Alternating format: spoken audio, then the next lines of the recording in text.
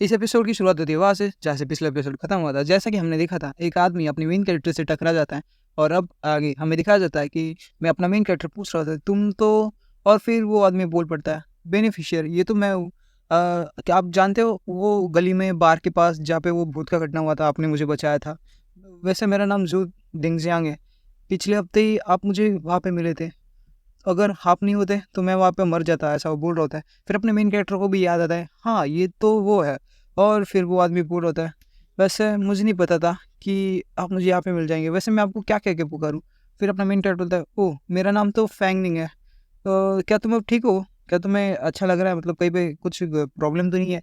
और फिर अपना मेन कैरेक्टर बोल रहे थे, तो वैसे तो तुम बड़ी जल्दबाजी में निकल रहे थे, कहाँ पे जा रहे हो?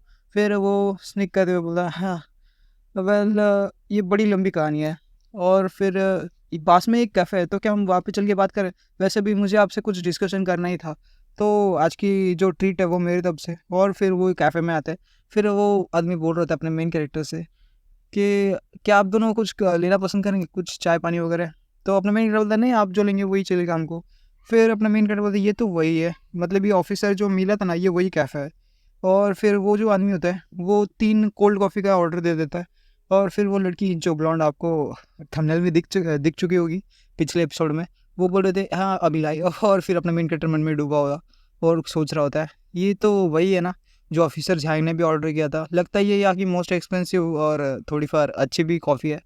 और फिर वो जो आदमी होता है वो बोल रहा होता है, वैसे जब मैंने मेरा होश खो दिया था, जब मैं हॉस्पिटल में उठा, तो ऑफिसर ने मुझे बताया कि आप पहले ही जा चुके हो, तो मुझे चांस नहीं मिला आपको थैंक यू बोलने का। फिर अपने मैंने कहा, अरे थैंक यू की क्या बात है, ये तो मेरा कर्तव्य है एक अच्छे नागरिक को बचाना। ये वो चल रहा होता है। फिर वो जो होता है ना आदमी, वो बोलता है, सच कहूँ तो मैं एक एक्सोसिस्ट यानी कि जो भूत भगाने वाला होता है ना, उसको ढूंढ रहा था। और मुझे पता नहीं, लेकिन बिलीव नहीं हो रहा कि मैं आपसे टकरा गया। मैं तो आप आपसे ही मिलना चाहता था, लेकिन क्यों पता है? क्योंकि आप इस फील्ड में एक्सपर्ट हो, और कुछ आप एडवाइस दे सको तो अच्छा होगा। फिर अपना मेन कैरेक्टर बोलता है, हैं एक्सरसाइज ढूंढ रहे तो, लेकिन मैंने तो पहले ही वो सोल बेबी को हरा दिया था। फिर अब तुम किसी मुसीबत में पड़ गए क्या? और कोई मुसीबत है क्या? क्या गड़बड़ है? फिर अपना मेन कैरेक्टर अपनी गोल्डन आइज चमकाता है, यानी अपनी ऑरा चमकाता है, और वो देख सकता है उस आदमी के पीछे ऐसा रेड कलर का ब्लड ये हो रहा दिख रहा होता है। और फिर वो आदमी समझा रहा होता है अपने मेन कैरेक्टर को, हाँ ये एक और घटना है जो मेरे साथ ही घट रही है। वैसे तो ये मेरे साथ नहीं, मेरे कंपनी के साथ घट रही है। फिर अपना मिनट रहता है, जल्दी बचाओ, अगर तुम कोई स्पेसिफिक घटना वगैरह समझा सकते हो मुझको, तो शायद से मैं कुछ हेल्प कर सकता हूँ।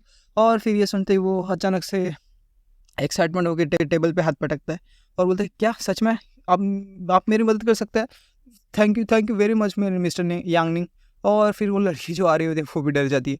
और फिर वो आदमी उससे माफ़ी मांग रहा होता है, और फिर वो सबको जो कॉफ़ी होती है ना वो दे देती है। और फिर अपनी जो वाइफू है वो बोल रही थी, तो मतलब उस कप को निहार रही होती है। और फिर अपना मेन कैरेक्टर उसको धीरे से कान में बताता है, हाँ ये पीने लायक है। फिर वो पीने लगती है, और आप देख ही सकते हो कैसे क्यूट से कैट की तरह पी रही है। और इसको ऐसा करते हुए देखते वो आदमी थोड़ा हैरान होता है, ये कैसी लड़की है? इस गर्ल की मतलब इस लड़की की मानसिक संतुलन थोड़ी हिली हुई लग रही है मेरे को। लेकिन क्या करें? और ये अजीब सा पेपर क्या है उसके माथे पे? और फिर वो भी सोच रहा होता है, ऑफ कोर्स ये अभी मिस्टर निंग पेंग के साथ है तो क्यूट होना तो बनता ही है। तो वो थोड़ी सी पागल निकल जाए तो भी कोई है नहीं। फिर वो बोलता है कि एक्चुअली में बात यह है, जब मैं अपने सुबह निकला तो आपने मुझे बचाया था, तो मैं अब आज सुबह मतलब होश में आया हूँ। फिर जब कंपनी का काम निकल रहा था तब मैं पुलिस स्टेटमेंट दे रहा था। लेकिन मैं जो हूँ ना, वो एक वीआर कंपनी है ना, गेमिंग कंपनी, उसका मालिक हूँ। और मेरे जो कंपनी है रिसेंटली बहुत ज़्यादा प्रेशर में है, क्योंकि जो मैंने कंपनी खरीदी है ये, तो उसका जो पिछला ओनर था वो तो भाग गया, लेकिन उसका जो सारे चिप्स है वो मैंने वीआर में लगा दिया है। और फिर मैंने एक ऐसा प्रोडक्ट बनाया जिससे कि हम रियली में उस गेम में जा सकते हैं, और यही सब कर रहा था। लेकिन ये सब चालू कहाँ से हुआ? मतलब जो अजीब घटनाएं हैं वो कहाँ से चालू हुई? फिर वो हमें सीन दिखाया जाता है, गेमिंग कंपनी में कोई इंसान ऐसा बैठ रहा होता है, बेटा टेस्टर है वो, और वो कंपनी का ट्रायल चल रहा होता है। और फिर अपने जो आदमी है, मतलब इसका नाम भूल गया मैं, वो अपने मेन कैरेक्टर से मिलने आया था, वो बोल रहा होता है, क्या सब कुछ सही है? हमारी गेम बन के रेडी है, तो मेक श्योर करना कि कुछ गड़बड़ ना हो। और उसके सबॉर्डिनेट्स भी बोल रहे होते हैं, और स्क्रीन मिररिंग वगैरह सब यही सब चल रहा होता है। और वही जो बेटा टेस्टर का है वो पहुंच चुका होता है वर्ल्ड में। फिर हमें दिखाया जाता है वो जो वर्चुअल वर्ल्ड में पहुंचता है, तो वो एक सीन को देख के हैरान होता है, और ये सीन होता है उसी के ऑफिस का। और फिर बाहर के लोग भी हैरान होते हैं, ये तो हमने डाला ही नहीं था, ये वहाँ पे कैसे आ गया। और फिर अचानक से उस गेम के अंदर जो इंसान गया था उसको बहुत सारे ब्लैक कलर के और घोस्ट वगैरह दिखने लगते हैं। और फिर अपने जो डायरेक्टर होता है, यानी कि उस उसकी कॉलर पकड़ता है, ये क्या हो रहा है, ये हमारे गेम के साथ कोई क्या हो रहा है, ये तो मैंने नहीं डाला था। और उसको धमका रहा होता है, तुमको ये ठीक करना पड़ेगा। और फिर अपना जो डायरेक्टर है वो बोलता है, रुको, मैं अभी चेक करके आता हूँ इसके पीछे कौन है, ये तो हमारा ही कोड है, बस थोड़ा सा छेड़छाड़ करके इसको कुछ अलग ही गेम बना दिया है, ये क्या कर दिया हमारे गेम के साथ। और फिर जब मैं चेक करने गया तो उससे भी ज़्यादा शॉकिंग बात पता चली। फिर अपने मिनट बोलते हैं, क्या, उससे भी ज़्यादा। और फिर जब अपना डायरेक्टर होता है वो जब सर्वर पे पहुंचा तो वो देखता है कि जो कंप्यूटर है वो ऑटोमेटिक टाइप कर रहा है और बहुत सारे रेड सीन्स वगैरह ऑफिस की सीन्स ऐड हुए जा रहे हैं। वो जो डायरेक्टर होता है वो बोलता है, ये कैसे संभव है। और जब मैंने इस सिचुएशन की गहराई को समझा तो मैं तुरंत से ही उस ट्रायल को रोकने गया, लेकिन तब तक बहुत देर हो चुकी थी। वो जो इंसान है वो अलग ही स्टेट में पहुंच चुका था, सब रेड रेड हो चुका था स्क्रीन पे, और वो अजीब सा ही बिहेव कर रहा था। फिर डायरेक्टर क्या करता है कि उसकी कॉलर पकड़ लेता है, बोलता है ट्रायल को रोको जल्दी। और फिर वो बोलता है कि नहीं, अब देर हो चुकी है, वो बहुत। और फिर जो अपने डायरेक्टर होता है वो उसका जो हेलमेट है वो निकाल देता है, फिर उसकी हालत देख ही सकते हो आप कितनी बुरी हो चुकी है। फिर वो बोलता है कि एम्बुलेंस को कॉल करो जल्दी। और फिर हमें दिखाया जाता है ये सब सुनाते हुए अपने मेन कैरेक्टर को बोल रहा होता है, ये सब मुझे पहले ही करना चाहिए था, वरना मेरी कंपनी बैंकरप्सी की तरह चली जाएगी। वो डायरेक्टर बोल रहा होता है कि इसकी वजह से मेरे एम्प्लॉय रिजाइन नहीं करे, इसलिए मैंने उसको उस कंट्रोल में लाने की भी कोशिश की। मैंने बहुत सारे पैसे दिए एक एक्सोसिस्ट को, और वो भी कुछ ऐसा एक्सोसिस्ट ढूंढ रहा था, वैसे सिक्योरिटी वगैरह सब चीज़ को मैंने ट्राई किया, लेकिन कुछ हो ही नहीं पा रहा था। और फिर अपना मेन करता, ये कुछ टिपिकल मूवी का सीन नहीं लग रहा तुमको। और मास्टर जिंगलैंग, ये ऐसा अजीब सा नाम, मतलब वो जो एक्सोसिस्ट को बुलाया था उसका नाम मास्टर जिंगलैंग था। और फिर अपना जो डायरेक्टर होता है वो भी बोलता है, वाह, तुम तो गैस करने में बहुत माहिर हो। वो जो झैंगिंग था ना, एक नंबर का कमीना आदमी, वो साला उसने कुछ सर्कल विर्कल किया, जादू टोना किया, बाबू शोना किया, फिर भी कुछ असर नहीं हुआ। जब उसने मंत्र फूके तो पीछे से भूत आया और उसकी चड्डी फट गई। और क्या बोल सकते हो, वो वहाँ से भाग गया और उसके साथ हम भी भाग गए। और फिर मेरे होता है, बहुत बुरा हुआ।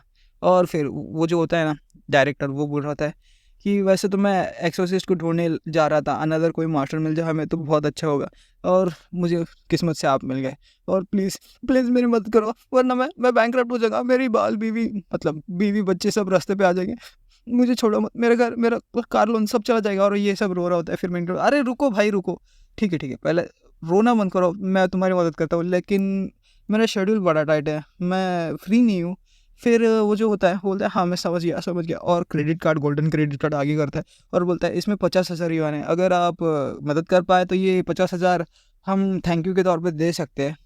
और फिर 50,000 का बात सुनते हो अपने मेन कैरेक्टर में बोल रहा होता है, अरे बाप रे, ये एक्सोसिज्म का धंधा तो बड़ा प्रॉफिटेबल है, इतने सारे पैसे मिलेंगे, और हमारी जो वाइफ है उसकी भी स्ट्रेंथ बढ़ती रहेगी। और फिर वो जो डायरेक्टर होता है वो बोलता है, मिस्टर नीफेंग, अगर पैसे कम है तो मैं और ज़्यादा बढ़ा सकता हूँ, वैसे भी आपने मेरी लाइफ बचाई है तो मैं इतना तो कर ही सकता हूँ, 20,000 दे सकता हूँ, अगर आपका कंपनी का काम अच्छा गया और मेरा थोड़ा कंपनी का भला हो गया तो। और फिर मेन कैरेक्टर फटाक से वो गोल्डन कार्ड अपने जैकेट में डाल देता है और बोलता है, अरे कोई जल्दबाजी नहीं है, पैसा वैसा मेंशन करने की कोई ज़रूरत नहीं है, ये सब तो छोटी बात है। तो मिस्टर जू को अगर इतनी जल्दबाजी है तो हम चलो आज रात ही उस भूत को देखते हैं, मेरे पास थोड़ा टाइम तो है वैसे, तो मैं तुम्हारी ये कर देता हूँ, वैसे भूलना मत कंपनी का एड्रेस भेजना और क्रेडिट कार्ड का पासवर्ड भी। और फिर वो बोलते हैं, of course mister Nick fan, आप तो मेरे लाइफ सेवर हो तो इतना तो है।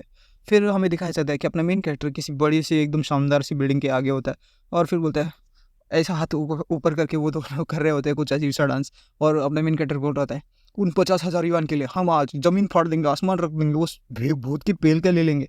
और ये सब चल रहा होता है। फिर हमें दिखाया जाता है कि वो बोलता है, वैसे रात तो हो गई है, और वो वाइफों से पूछता है, क्या तुम्हें कोई सोल या कुछ ऐसा इन्फेंट कुछ महसूस हो रहा है। वो बोलती है, नहीं, शायद से वो बहुत अंदर है। फिर मेन कैरेक्टर बोलता है कि कोई बात नहीं, तुम रिकॉर्डिंग चालू करो। और फिर अपना मेन कैरेक्टर उस गेट की तरफ पहुंच जाता है, और फिर यही पे अपना चैप्टर ख़त्म होता है। अगर आपको आज की वीडियो अच्छी लगी हो तो लाइक करना, सब्सक्राइब करना ना भूलिएगा।